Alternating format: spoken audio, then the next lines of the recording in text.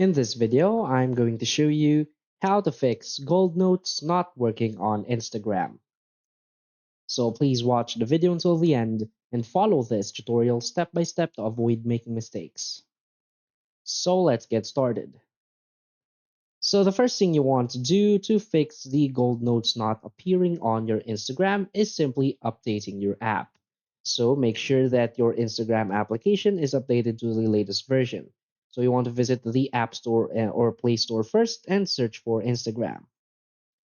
Now open Instagram right here and make sure that you can see any update button or icon right here. So if you see one, simply update your app first.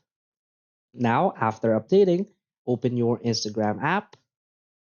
Now proceed and head over your messages. So tap on the messenger icon in the top right. And from here, you can now add notes. So simply tap on your note and make sure that you are adding the keywords for the gold notes. So let's say you need to type gold or medal.